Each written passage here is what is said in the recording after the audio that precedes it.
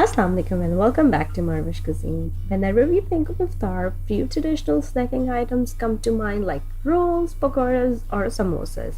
So today I'm making very authentic street style beef samosa which you can make at home with very few ingredients and in clean environment. Make a big batch and freeze them ahead for your iftar table.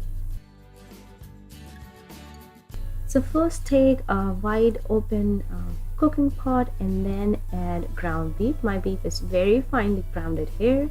Then season it with some salt, crushed red pepper, red chili powder, and then crushed and roasted cumin and coriander seed, which I roasted at home. So just take a griddle, add some cumin seeds and coriander seeds, roast them for like 2 to 3 minutes until you smell a nice aroma. Then I transferred them onto a little piece of paper towel, take a rolling pin and crush them coarsely. Then start mixing all your seasoning with your beef and then add some ginger and garlic and then mix them again and then cover and let it cook on a medium to high flame until beef release all its water, and then cook until all the extra water dries out. If you have big chunks like this, just break them with a spoon. If you guys must have noticed that I haven't added any oil. We don't need a single drop of oil in our beef mixture. So now just cook until all the water dries out and then keep it on the side until it's cooled down completely. Meanwhile, chop up some onions very finely. We need very finely chopped onion, but we need to dry them a little bit. For that, take a piece of cheesecloth, transfer your chopped onion onto your cheesecloth, and then just press firmly until all the excess water comes out. We are doing this extra step to keep our beef filling dry. If our beef filling get a little extra watery, a samosa will end up having soggy or soft, but we want a nice crispy samosas. Then just chop up some cilantro and green chilies and just make sure your beef is completely cooled down before adding these veggies. If we add these veggies to a warm beef, they're gonna release their water and then we're gonna end up having the same issue, which we want to avoid.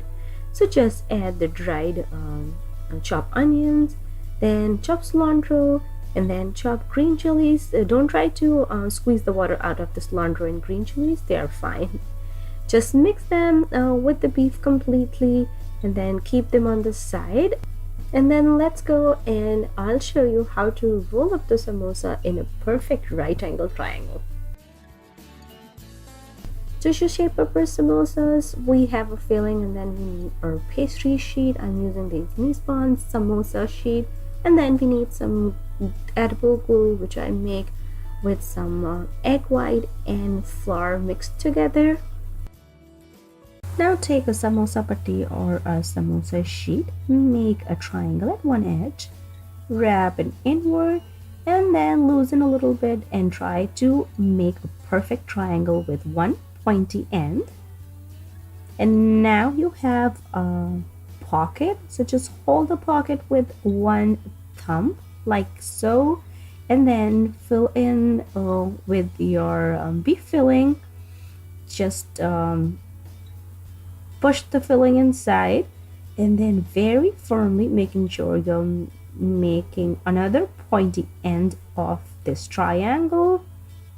And then just put that edible glue on the remaining edge and then wrap it around this triangle like this, and here you go. A perfect shape beef samosa is ready.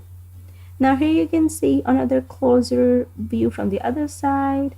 Just make pointy end a pocket, fill in the pocket and then wrap the remaining end and wrap it around.